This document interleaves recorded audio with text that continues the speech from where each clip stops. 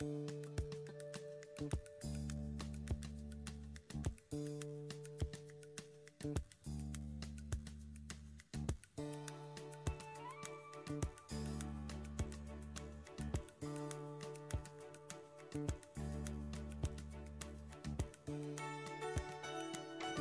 malam semuanya.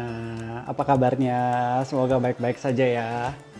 Aduh, nggak kerasa udah hari Sabtu lagi dan berarti itu kita balik lagi sama aku di Instagramnya Hati Yang Gembira. Nah, bentar, aku mau undang teman ngobrol kita dulu. Halo Kak Arthur. Halo. Halo Apa kabarnya Timi. Kak Arthur? Baik Timi. How are you? Can you see Baik me? juga. Kamu bisa lihat aku, Timi? Yes, bisa dengan jelas. Dan agak terang di bagian sini ya, kok ya. Iya, glowing. glowing. Aduh. Gimana kabarnya Timi? Gimana Ya, kabarnya nice. semuanya? Nice, teman-teman, apa kabarnya? Kalau kabarnya baik, boleh kasih like di pojok situ ya. Jangan lupa kasih like-nya. Nah, jadi hari ini kita akan ngomongin topiknya quarter life crisis. Wow, Nah, nice. aku udah ada sedikit contekan. Jadi buat teman-teman mungkin ada yang belum paham ya dengan maksud quarter life crisis itu. Kalau di Indonesia kan apa ya, kok ya? Krisis seperempat hidup. Susah juga ya menerjemahkannya ya. Krisis. Jadi aku udah ada contekan nih. Oke, gimana? Jadi aku tadi habis search dari Wikipedia. Apa sih quarter life crisis gitu ya? Ini Wikipedia bahasa Inggris yang aku translate ke bahasa Indo gitu ya. Oke. Quarter life crisis adalah krisis yang melibatkan kecemasan mengenai arah dan kualitas hidup seseorang. Umumnya dirasakan oleh orang yang berusia 20 tahun ke atas hingga pertengahan 30. Dan quarter life crisis ini biasanya dapat juga dimulai dari buat teman-teman yang usianya belasan, 18 gitu udah ada mulai gitu ya. Dan kalau berdasarkan survei ini ya, 75% orang yang disurvei tentang quarter life crisis ini mengalami gitu ya. Jadi 75% dari 100 orang, 75 orang dari 100 orang tuh mengalami quarter life crisis gitu. Wow. Nah, kalau Kak Arthur mengalami nggak nih? Ini susahnya ngomongnya, aku udah nggak quarter ya ini ya. Udah berapa half? Udah half ini. Mungkin kalau aku sudah pernah melewati itu ya. Walaupun pada saat itu mungkin aku nggak nyadar kalau itu yang dinamakan quarter life crisis gitu ya. Hari ini kan ini ada kata-katanya ya. Keren ya. Ada ini memang tren yang baru istilah quarter life crisis itu. Iya. Mungkin kalau zaman dulu pokoknya istilahnya emang nggak ada istilah buat zaman dulu kali ya. Oh ya, terus ini ada lagi nih. Rata-rata setelah yang tadi 75% disurvei itu, rata-rata orang yang mengalami itu kalau disurvei usianya 27 tahun. Kayak gitu. Oh, oke. I see. Dan si quarter life crisis ini poin-poinnya biasanya ada 3 poin yang dialami oleh mereka ya. Jadi mereka itu galau, kita sebut aja galau ya. Galau untuk karir. Yang kedua, hubungan. Yang ketiga, situasi finansial. Gitu. Umumnya 3 kegalauan utamanya di situ gitu. Iya. Nah, jadi kalau mereka masih jomblo gitu ya, kok nggak punya pacar ya, nggak punya calon istri, itu bisa bikin dikrikat dalam krisis itu juga. Jadi ada yang mikir, kadang apalagi kalau misalkan biasanya cewek ya di usia tertentu kan lebih merasa fragile gitu. Yes. Waduh, aku udah usia segini tapi aku masih single kayak gitu. Nah itu bisa dikategorikan quarter life crisis juga gitu buat teman-teman yang perempuan ya. Kalau cowok mungkin lebih ke apa ya, karir kali ya. Iya, karir dan financial ya. Kayak kok aku umur segini, teman-temanku di luar sana sudah ada di titik ini. Padahal aku masih di titik ini aja kayak gitu. Nah, kayak gitu. Kita akan bahas lebih lanjut lagi nih. Aku udah, jadi di sampingku seperti biasa ada laptop ya. Nah, jadi aku udah buka artikel ini dari IDN Times. IDN. Jadi artikelnya keren juga nih. 9 tanda quarter life crisis. Sudahkah kamu giliran mendapatinya? Deng deng deng. Biar kayak itu ya. Setajam silet gitu ya.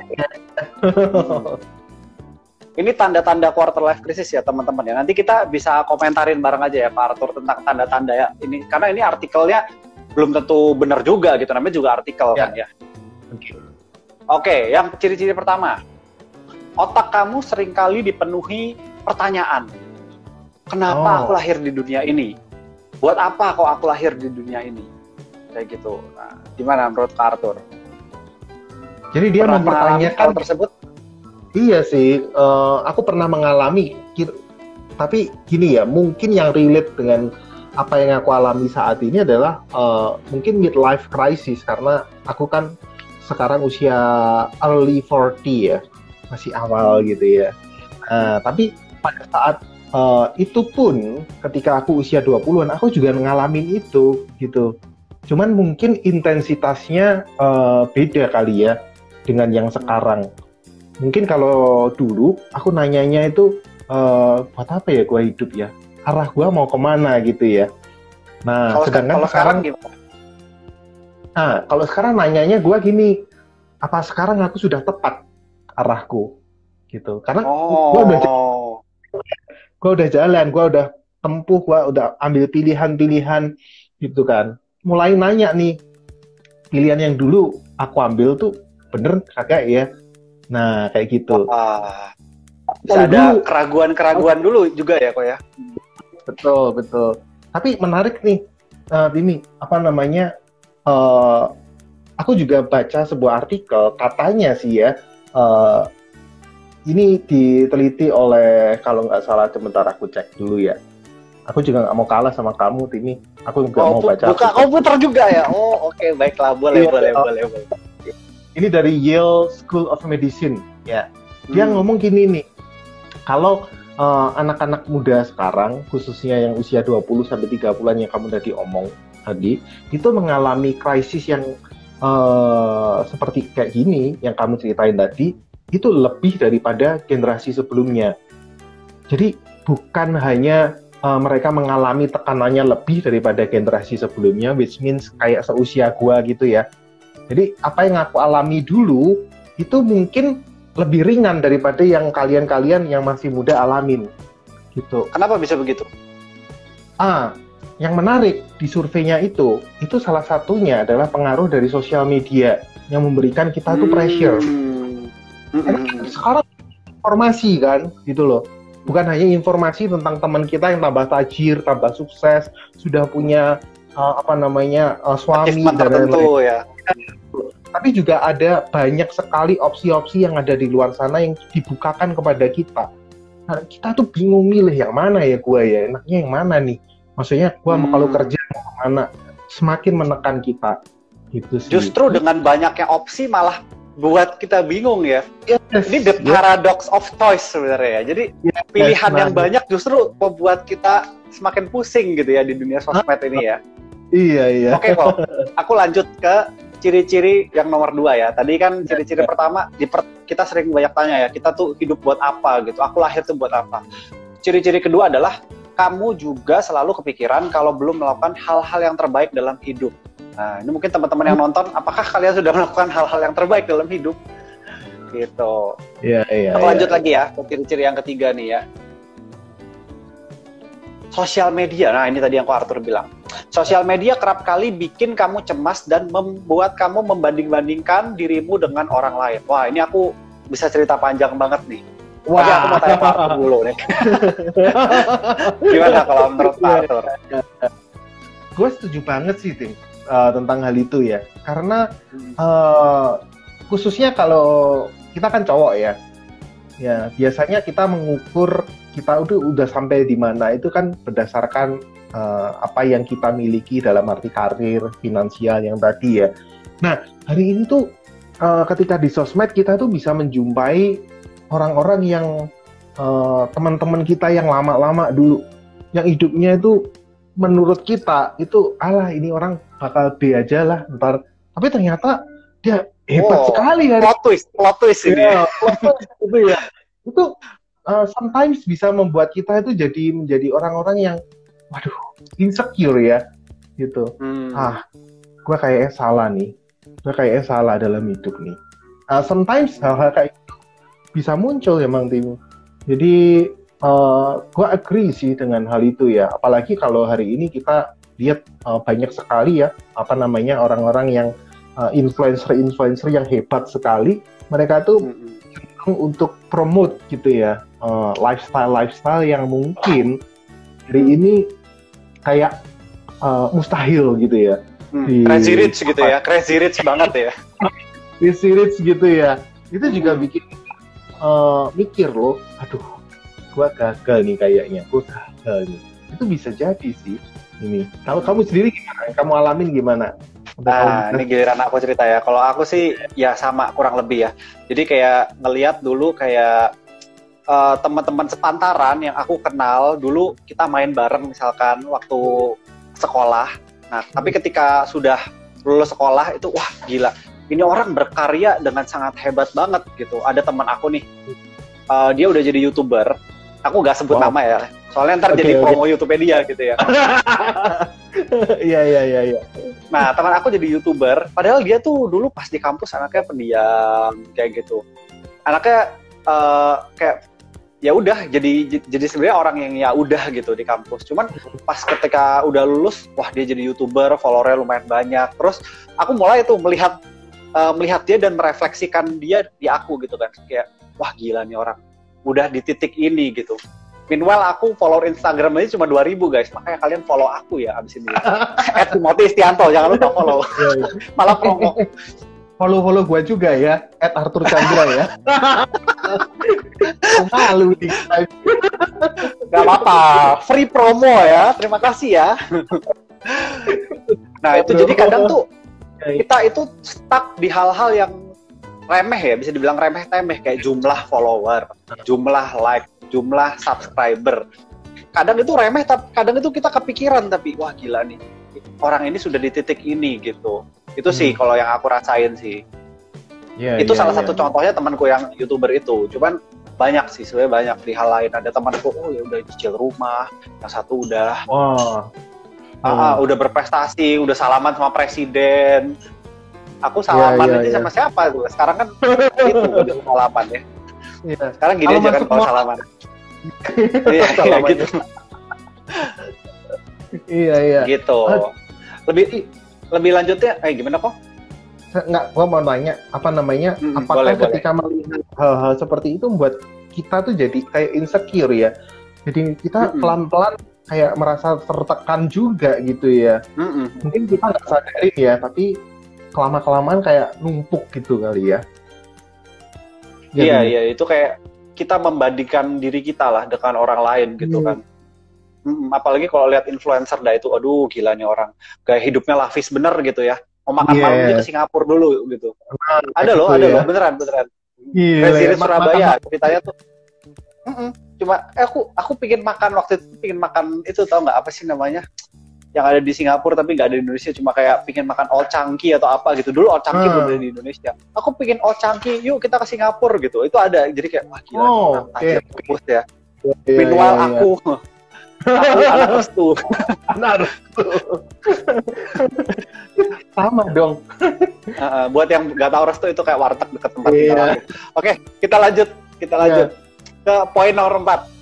Poin nomor 4 gitu. Ciri-ciri yang ciri-ciri quarter life crisis ya. Kamu tak bisa lagi bilang santai.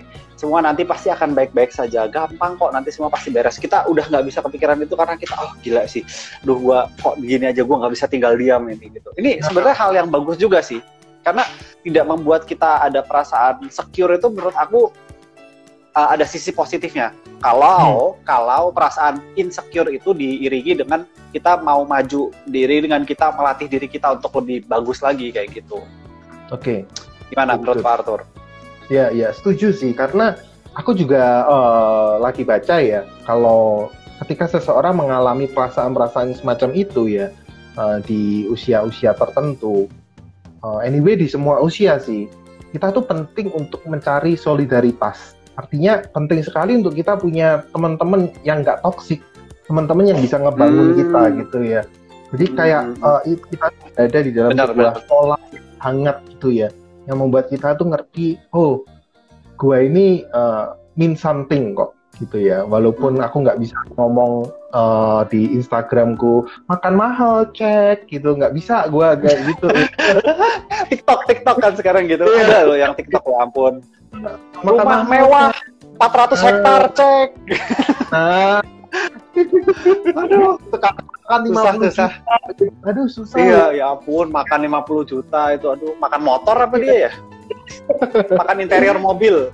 Iya. 50 juta. Serius tuh, ada bener. Dia makan di Jakarta ada, loh. Kemarin aku juga lihat kok itu. Gila ini. Aduh, caranya gimana ini? Mohon maaf ya guys, sekalian ya. Kita nih malah ngomongin kehebatan orang lain ya, padahal kita pingin membuat orang itu jadi merasa, malah takutnya nonton ini malah insecure gitu. Aduh, yang lain makan 50 juta ya Lord.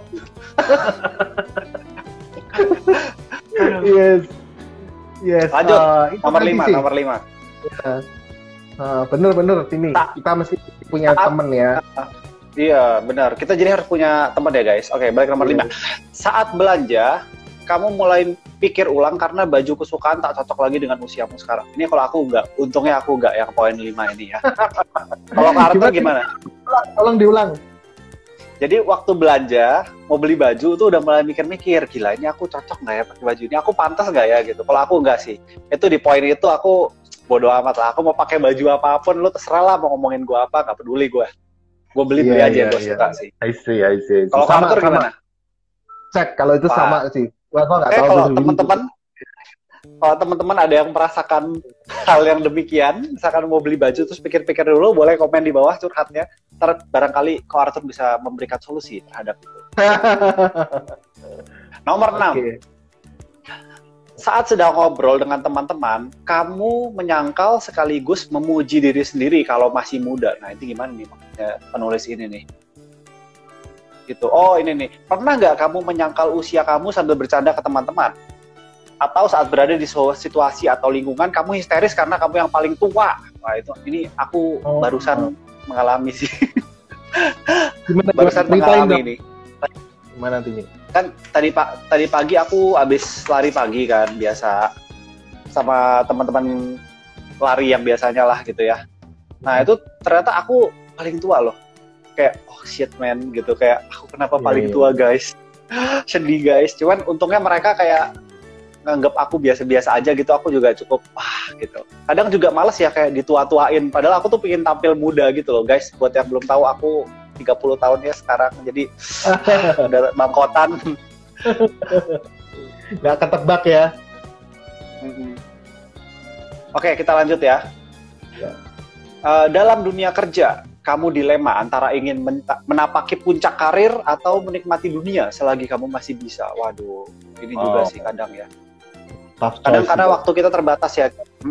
Waktu kita terbatas, kita bingung mau pilih kerja atau mau pilih experience lah, kita sebut aja experience gitu. Karena kalau millennials zaman sekarang tuh katanya generasi yang suka dengan menghabiskan waktunya untuk mencari experience gitu. Kedua, kalau kamu kerja kan meniti karir, membuang waktumu untuk mencari meninggalkan experience tersebut gitu. Gimana, Pak Arthur dulu gitu nggak? Ada momen itu? Ada sih momen kayak gitu ya, dan aku waktu itu memilih untuk karir ya daripada experience, karena waktu itu di zaman gua sih memang jalan yang paling mainstream adalah karir dong gitu. Dan bagaimana kita bisa dapat experience ketika karir kita udah mantap, financial kita udah mantap, baru kita bisa menikmati itu. Kita tuh kayak mereward gitu. Iya. Ini teknik yang bagus ini teman-teman, kalau yang nonton bisa dipraktekkan ya. Bisa jadi memang kita mengutamakan karir supaya kita bisa menghidupi experience tersebut gitu, dengan apa yang kita telah kumpulkan dari karir kita gitu kan ya. Betul. Lanjut ke nomor 8. Kamu membeli barang-barang mahal agar diakui sebagai orang sukses, padahal sebenarnya belum. Waduh, ini aku pernah sih, tapi aku nggak mau cerita sih kalau kayak gini. Kayak dia pernah lah beli sebuah barang yang dimana sebenarnya kondisi finansialnya belum sampai ke situ gitu. Tapi udah beli, cuma pengen show off di sosmed gitu. Yo, gue anak hypebeast yo. Itu adalah gitu ya. Kalau teman-teman yang pernah beli barang just for the sake of showing off, nyombong gitu ya, ria, pamer ya, silakan boleh di like. Pertanda kamu pernah. Terakhir. Terakhir nih kok, nomor 9. Soal asmara atau jodoh, kamu nggak tahu harus berbuat apa karena terlalu banyak saran yang berbeda. Waduh, ini aku sih agak nggak pernah sih sebenarnya. Jadi kurang relatable kalau buat aku. Gimana? Kok Arthur dulu gitu nggak waktu quarter life? Asmaranya lancar-lancar aja nih kayaknya. Iya sih, kayaknya gue lancar-lancar aja karena pada saat itu gue nikah umur 23, cuy. Wah, muda juga ya. Muda sekali waktu aku nikah dulu, tapi mungkin aku lebih terjebak kepada hal-hal yang showing off itu ya. Jadi waktu dulu muda, ketika community karir, sebenarnya belum terlalu bagus amat ya, kerja belum terlalu banyak finansialnya, nekat tuh ini kredit mobil, cari mati kan. Waduh. Kredit mobil 4 tahun, bodoh sekali loh. Kredit mobil barang yang konsumtif gitu selama 4 tahun. Dan ketika 4 tahun nilainya mobilnya jadi harga setengahnya ketika dijual kan. Tapi aku pengen keputusan yang kurang baik ya. Ya keputusan yang nggak baik memang. Kalau boleh tahu kepingin karena apa? Jujur. Show off. Jujur. Show off. Gue pengen dilihat orang-orang pada waktu itu. Gue pengen bisa tampilin di Facebook gue gitu. Emang harapannya kok Arthur waktu itu gimana harapannya? Harapannya orang-orang dengan membeli mobil tersebut. Ya, at least orang-orang melihat bahwa gua ini something gitu ya. Ternyata Arthur itu oke juga orangnya, mantep dia, gitu. Dia orang yang nice gitu loh pokoknya. Ya, pengen diginiin nih, pengen digituin. Gitu. Mereka nggak tahu ya, gua jungkir balik untuk nyicil mobilnya. Si mobil itu gitu ya. Oke, itu jadi keputusan yang tidak baik sebenarnya guys ya. Jadi ya, gimana kalau Arthur sekarang menanggapi keputusan yang dulu pernah dibikin tuh gimana? Kalau bisa turn back time, apakah akan melakukan hal itu? Of course. Kalau aku bisa turn back time ya, yang pertama, gue akan mencari teman-teman yang benar-benar bisa ngebangun diri gue. Ya. Terus kemudian yang kedua adalah sorry to say, mungkin what the hell dengan orang-orang yang ngomong apa tentang gua gitu. This is my life gitu ya. Ini adalah hidupku gitu. Aku nggak mau mencari pujian dari orang-orang yang mungkin nanti ketika mereka memuji pun misalnya di sosmed maupun mereka juga nggak memuji dengan tulus kok gitu. Mereka memujinya kebanyakan bisa jadi karena syirik juga kan banyak kan orang melihat kita sukses baik, mereka tuh syirik gitu. Tapi kalau mereka lihat kita gagal, mereka bersyukur. Ngapain juga aku harus nyenengin orang kayak gini gitu. So, aku mesti belajar untuk kontak. Atau gitu teman-teman, ada beberapa orang yang melihat kita sukses, mereka mendekat gitu. Tapi mereka tidak mendekat ke pribadi kita. Mereka hanya mendekat ke outernya kita, ke cangkangnya kita yang kita tampilkan seolah-olah sukses tanda petik itu gitu. Iya, mereka mendekat karena lakukan. Gitu. Aku mau bahas omongannya Ko Arthur tadi yang katanya kita harus cari teman-teman yang gimana membangun itu kriterianya kayak apa tuh kalau boleh di-share tuh? Ini kalau aku lihat ya saat ini ketika aku dulu ya ketika aku memasuki usia 30-an something gitu ya, aku mulai menemukan teman-teman kayak gitu. Kriterianya seperti apa? Jadi aku punya teman-teman yang mereka tuh pursue karir dengan sungguh-sungguh. Jadi orang-orang yang serius hidupnya gitu ya. Aku punya kumpulan teman itu. Tapi aku juga punya kumpulan teman-teman yang santuy hidupnya. Gitu. Santuy. Mereka nggak terlalu santuy. Mereka nggak terlalu banyak mikir. Jadi aku punya teman-teman yang demikian, yang ekstrim kanan. Tapi aku juga punya teman yang ekstrim kiri. Itu pada saat itu ya. Dan itu membuat aku itu synchronize gitu loh. Mestinya kayak gimana? Mestinya gue juga kerja dong dengan keras, tapi gue mesti tetap santuy juga, nggak perlu aku tertekan gitu ya. Balance ya sebenarnya ya. Yes, betul sekali. Balance. Dan aku menemukan teman-teman yang paling tepat sih ketika ya teman-teman yang punya iman ya. Mereka itu yang bisa ngajarin gue untuk memiliki contentness itu. Kepuasan di dalam bukan saja diri kita, tapi puas sama Tuhan yang sudah ciptain kita gitu. Ya. Bukan cuma sama benda-benda juga kali ya. Maksudnya kita menggantungkan kepuasan kita sama benda-benda. Kayak misalkan ada orang yang puas kayak misalkan apa ya? Kalau zaman sekarang mungkin beli sneakers kali ya. Kan lagi hype banget ya. Kayak ada sneakers terbaru apa harus beli gitu. Supaya gimana ya nyebutinnya?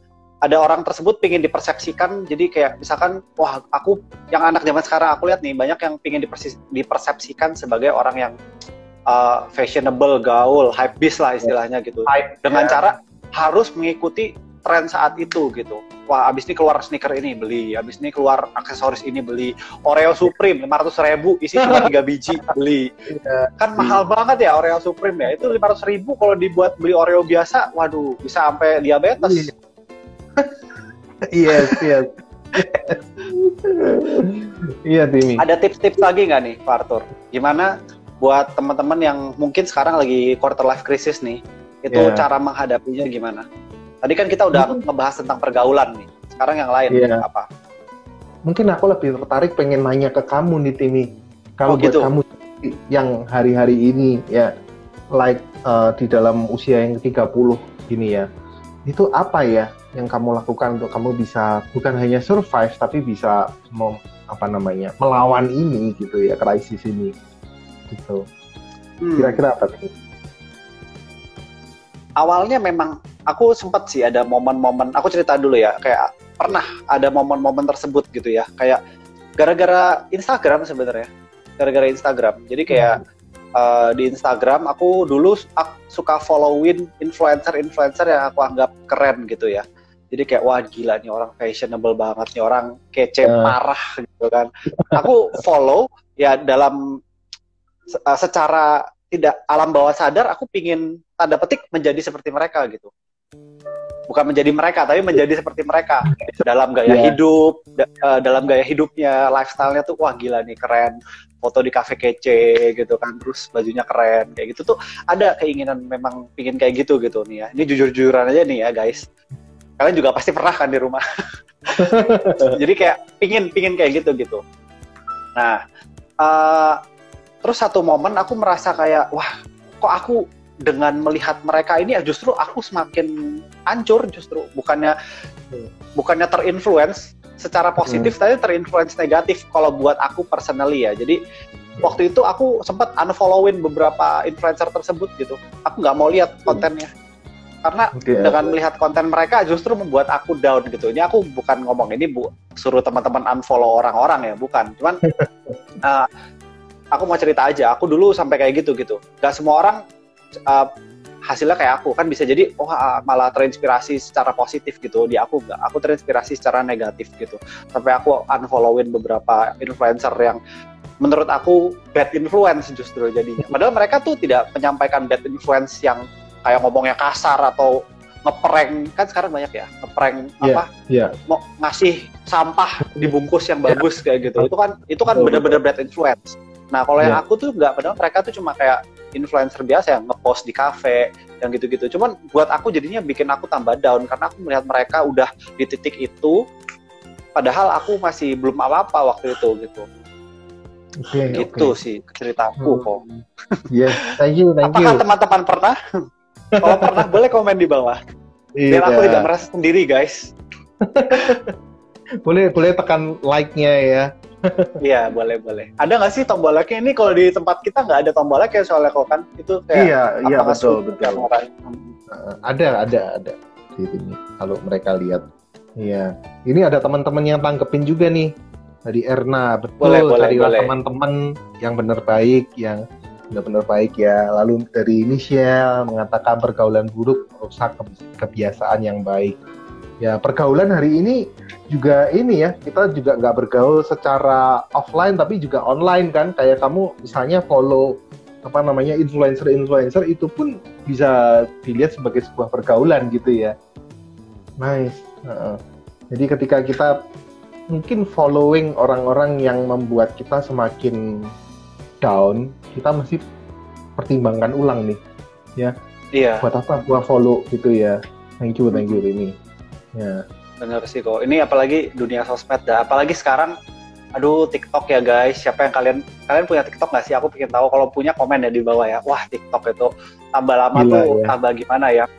Kan TikTok itu kalau ini buat teman-teman yang nggak punya TikTok, aku cerita aku baru bikin TikTok ceritanya. Jadi tuh ada satu halaman depan, halaman berandanya, home-nya lah, itu namanya For You page gitu, FYP orang-orang bilang ya. Nah itu tuh isinya yang muncul di FYP itu ya kok ya, itu tuh orang yang kayak cakep-cakep, cantik-cantik, terus yang gimana ya, ada yang pamer kekayaan, ada yang pamer skillnya ini, pamer skillnya itu gitu. Nah for some people itu bisa jadi racun sebenarnya.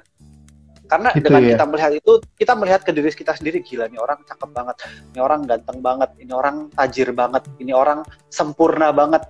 Meanwhile, ya? Aku nobody, aku nothing, kayak gitu. Ya, ada momen-momen seperti itu sih. Jadi pintar-pintarlah bersosial media sih sebenarnya, dengan mindset yang tepat ya. Wow, kayak itu gitu. Tips juga yang bagus loh, ini. Pinter-pinterlah bersosial media. Bukan berarti nggak bersosial media, tapi pinter-pinter lah ya. Benar. Kita harus setting mindset sih.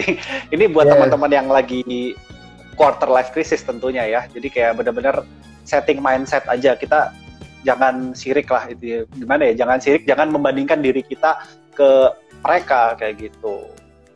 Iya. Gitu sih kok. Iya. Betul. By the way kok. By the way. Jadi aku udah cari nih.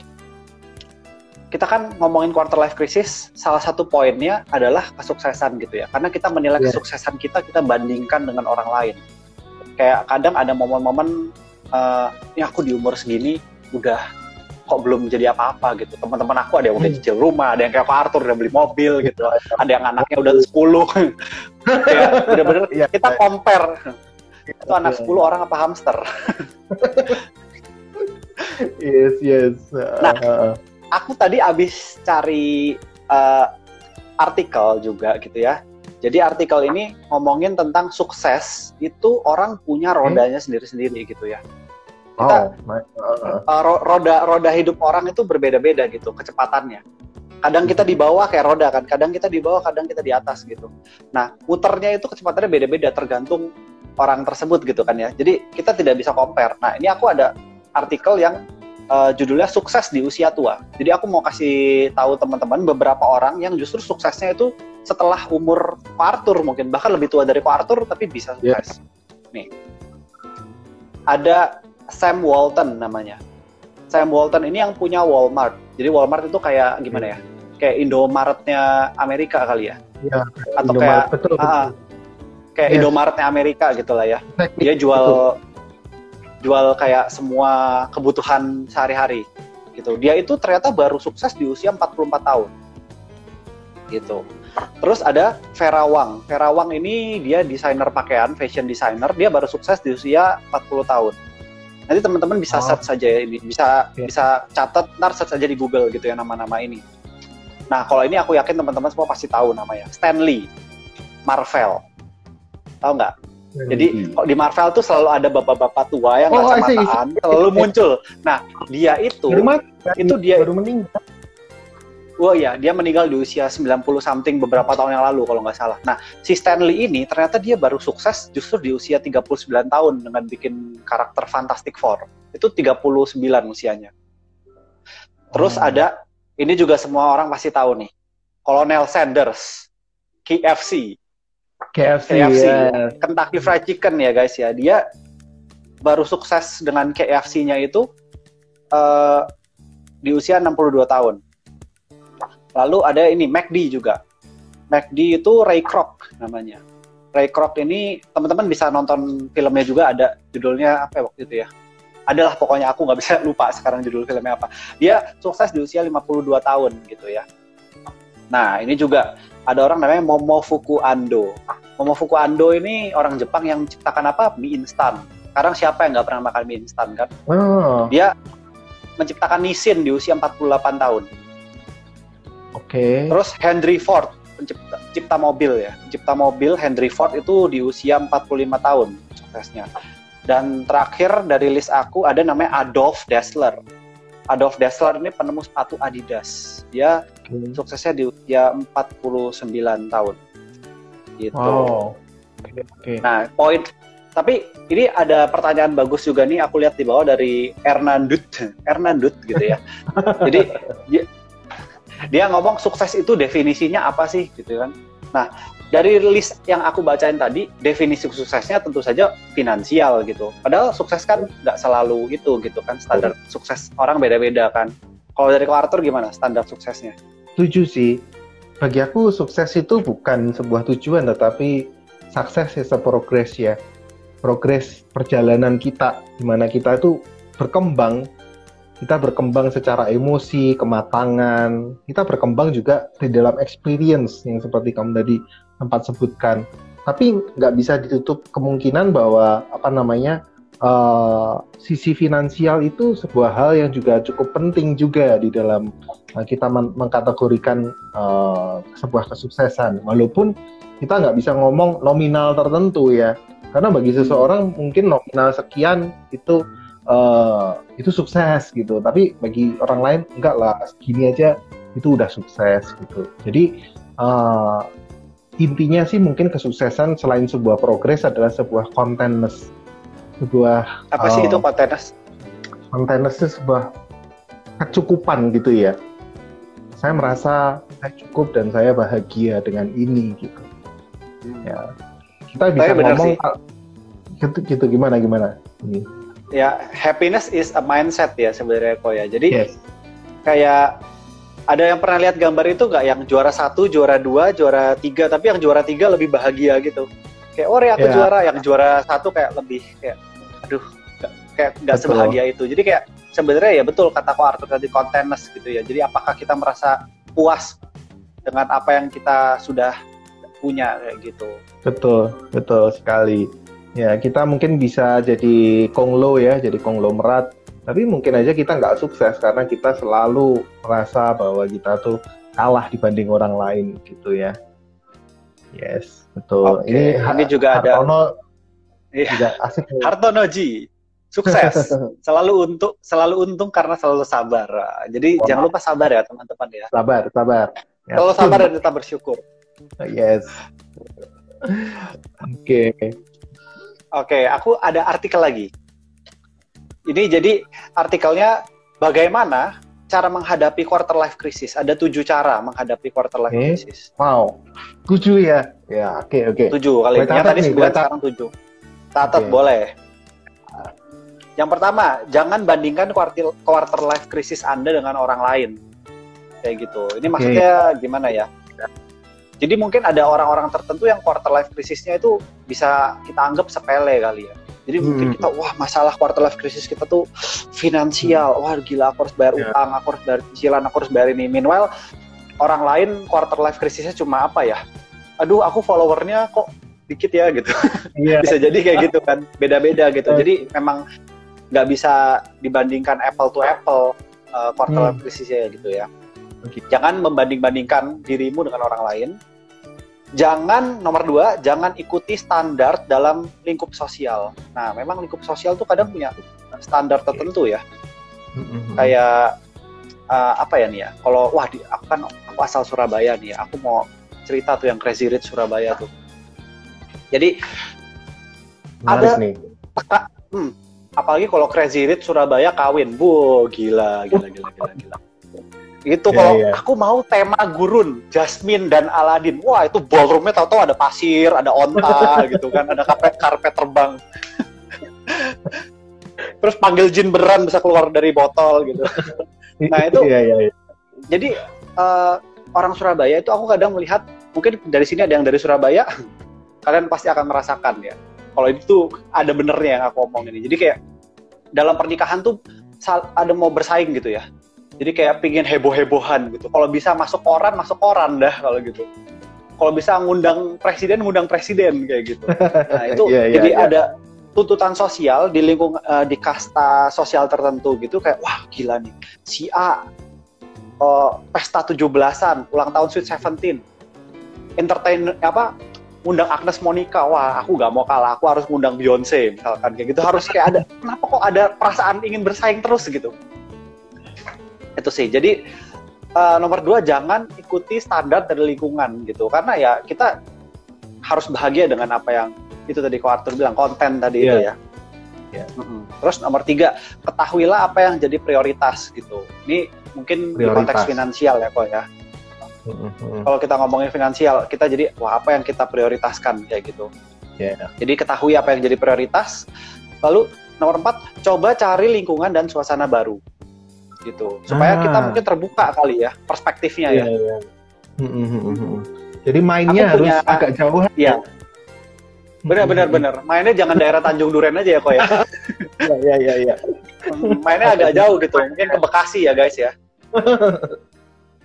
Kan kalau di jokes di internet, Bekasi itu udah kayak nih ya, jarak ke bulan sama jarak ke Bekasi jauhan ke Bekasi. Mending gua ke Venus daripada ke Bekasi.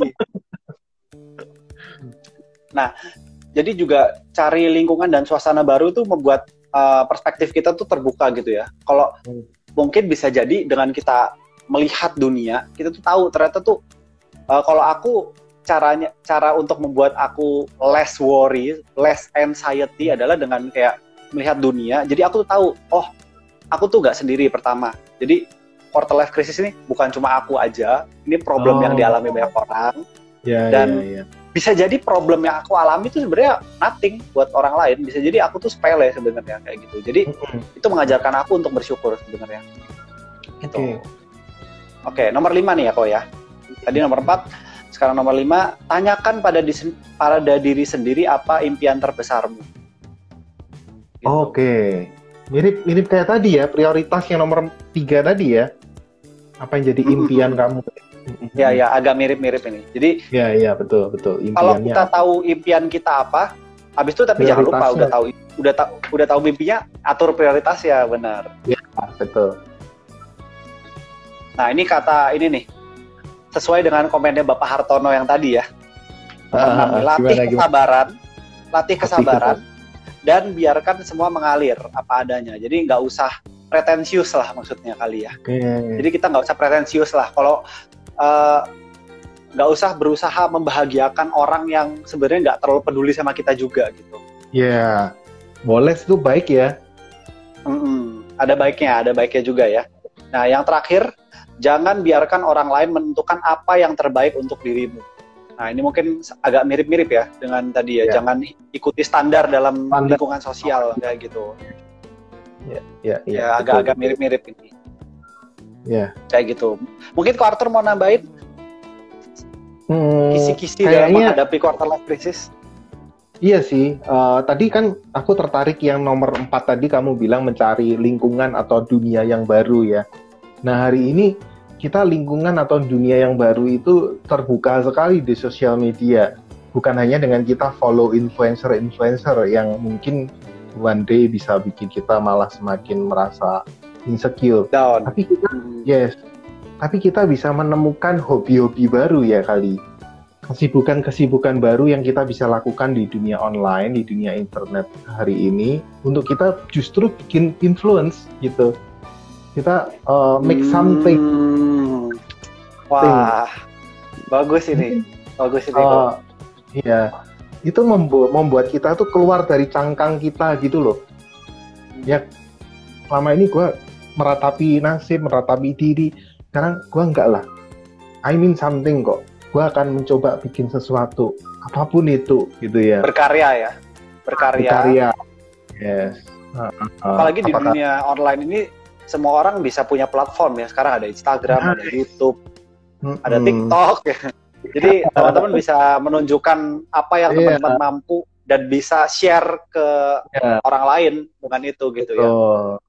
Bikin kue. Kadang juga gitu ya. Oh iya. Kadang juga tapi ada gimana ya? Ada ketakutan ketika kita mau bikin. Kalau aku personal ya, aku ketika mau bikin karya nih, mau bikin apa, aku ada perasaan takut untuk dijudge sih sebenarnya. Betul. Menarik. Takut dijudge sih sebenarnya. Karena kayak apa sih lu? Norak lu. Kayak apa sih lu? Deso, ngapain sih bikin kayak gitu, Deso gitu. Alay gitu ya. Alay sih lu ngapain sih kayak gitu. Nah, ada perasaan takut sebenarnya kayak gitu sih. Iya. Ini menarik tuh.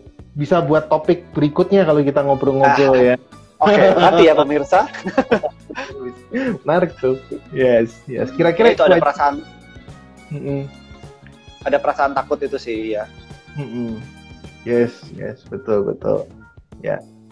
Udah gitu aja dari Ko Arthur ya. Ya, kira-kira itu aja ya. Oke. Sebelum kita tutup acara kita pada malam hari ini, aku ada good news. Yes. Tapi gimana?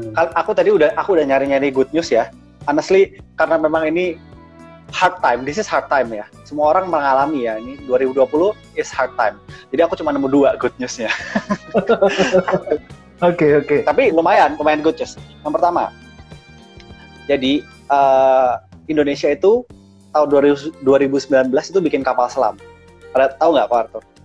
Jadi Indonesia itu punya kapal selam ya? Yang pertama di ASEAN.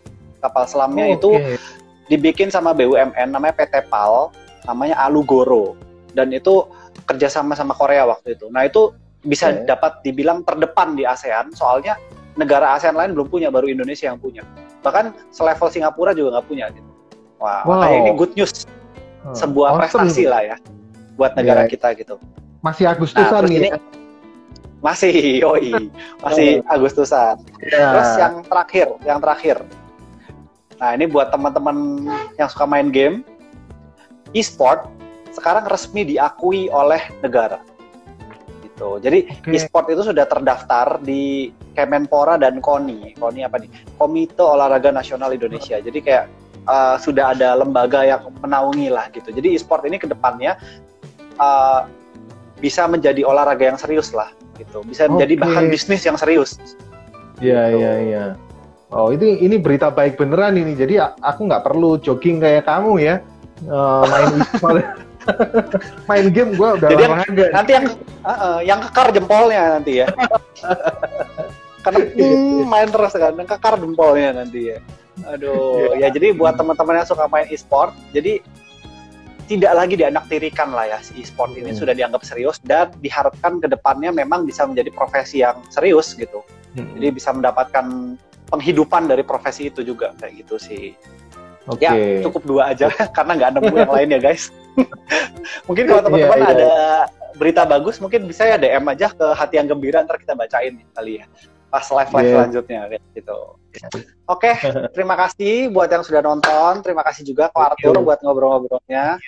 Semoga obrolan kita yang agak ngasal ini bisa membantu dan membuat quarter life crisis teman-teman semua agak bebannya agak sedikit terangkat kali ya. Atau teman-teman juga mungkin dapat perspektif baru dengan nonton live kita kali ini. Ya, Oke, baik. Sudah tadi berapa ini? Sekitar 48 menit kita live. Terima kasih sudah nonton. Dadah.